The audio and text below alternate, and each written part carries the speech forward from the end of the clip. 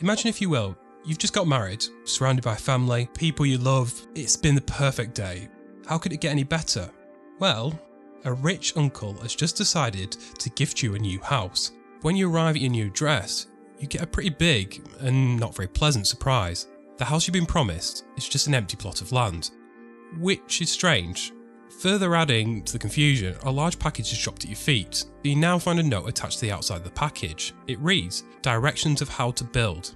The package, it turns out, is from the Portable House Company. It now dawns on you, with the little expertise you have, you will be the ones building the house. What was meant to be your lovely new home currently resides in a series of numbered boxes waiting for you to assemble it.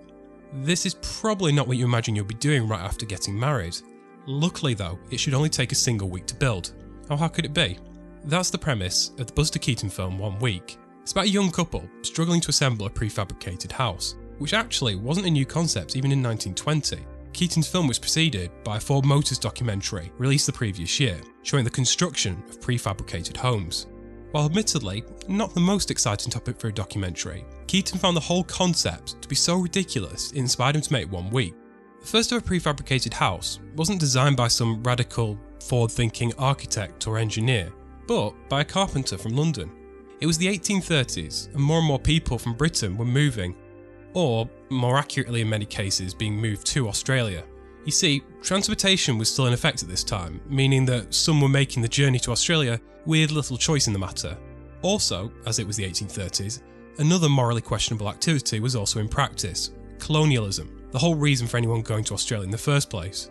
So the following occurs within the context of these two grim realities: thousands of prisoners being shipped to a faraway land, and the forceful occupation of said land via settlers. Among those who moved there by choice was the son of carpenter H. Manning. Seeing as how the majority of people in England knew very little about Australia at this point, yes, even less than they do now, it wasn't illogical for Manning to fear that this unknown land would lack the required construction materials for his son to use when he arrived. So logically, he decided to build the components for a simple, wood frame house, and then have the entire thing shipped over to his son. This wasn't unheard of during the days of colonialism. People had been shipping materials off to both America and Australia from Britain for years for the purpose of constructing buildings. So that's what he did. He stored all the materials in the hull of the ship, and he set off on the long journey to the new land. His son now had all the materials he needed to build a house, which was great. Unfortunately though, Australia at this point lacked any real infrastructure, which meant that when he got there, he'd have to cart everything by hand, and given that the whole point of colonialism was to acquire new territory, and considering the size of Australia, meant he'd be travelling fair old distances, carting huge pieces of construction materials. And this is where the uniqueness of Manning's house came into play. Manning designed the individual pieces of the house so they could easily be carried by a man or even a boy for miles. They were lightweight, and for what they were, relatively compact.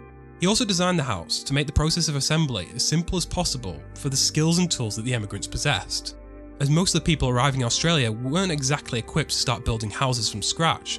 All that was needed was a spanner, and the whole structure was simply bolted together. Manning's houses were a success, which led to him setting up the Manning Portable Cottage company. While not a huge amount of these cottages were ever built, only a few dozen were ever shipped from England to Australia, the influence of these buildings for prefabricated homes is in the standardisation and the focus on portability, which can be seen in most later designs. By the early 1900s, the kit home had become fairly popular in the United States.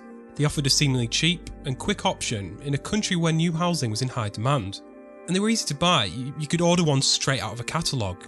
In essence, they were essentially just more elaborately designed versions of the portable cottage. They could be built off-site somewhere and then quickly assembled wherever they were needed.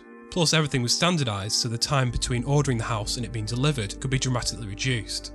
The most popular of these kit homes, hyperbolically advertised as being the finest cottage ever constructed, was the 8-room bungalow-style house by Sears Roebuck, introduced in 1908, and probably with its most appealing factor being the fact that it costs 2/3 the price of a standard house. However, in terms of architectural style, the kit houses weren't exactly revolutionary. Browsing through the catalogue today, you won't be at fault for thinking they were quaint or twee. They were a little on the dated side, but not unintentionally though. They weren't meant to be original or groundbreaking. They were meant to replicate existing traditional style houses. People would be more reassured about buying a house out of a catalogue if it resembled a house they're already familiar with. Enter Frank Lloyd Wright. He wanted to democratise good taste and offer an alternative to the Sears style catalogue homes. Wright's modernist straight lines and elegant forms offered a minimalist and sleek approach to the prefabricated housing. His designs combined a high-end cutting-edge architectural style with an affordable price tag, much like Ford had done years earlier with the car. Admittedly though, they weren't nearly as affordable as the buildings in Sears catalogues, but then Sears weren't providing homes designed by a world-renowned architect, so that seems like a fair compromise. Mass production and good design will be achieved in architecture for the first time, which sounds brilliant. As you're probably aware, we don't live in this wonderful utopia, so it figures that something went wrong, and that something would be the outbreak of World War I. In 1917, America entered the war, so understandably priorities weren't set on building beautifully designed, modernist housing for the masses. Plus, the resulting resources shortages also really didn't help the matter. Because of this, the project never got to see its full potential. 68 years later, David Byrne, the lead singer of the Talking Heads, is driving down a Texas highway, past one metal warehouse after another, all identical, same triangular roofs, same large metal doors. Only the size and colour distinguish them from one another. He believes the architect's dreams of the early 1900s came true, resulting in all the metal buildings we see before us as we drive along. But the architects didn't notice, because you don't need an architect to design them. You just order it out of a catalogue and a team of guys will come and assemble it for you. Which is fine for industrial buildings, where aesthetics aren't particularly high on the agenda, but you won't want to live in one. They lack character, individualism or personality. The house in 1 week and Wright's plans for a semi-democratised architecture may have been scuppered by either the schemes of jilted lovers or the outbreaks of international conflict, but there's still potential in the prefabricated house. It doesn't have to be relegated to the annals of history as a tried and failed idea, and it definitely doesn't have to mean cheap and ultimately poor quality housing, like architectural fast food. Architects and prefab housing have the potential to make good design more accessible, and shouldn't be seen as something to be derided. In a world where more housing is needed, and importantly, affordable housing, mass production doesn't have to be synonymous with bad design. Apple, at the turn of the 21st century, and Ford at the turn of the 20th are proof of that. Architects can further prove that good design for the masses is achievable, and that for future populations, the inevitability isn't living in mass-produced, poorly designed, identical housing.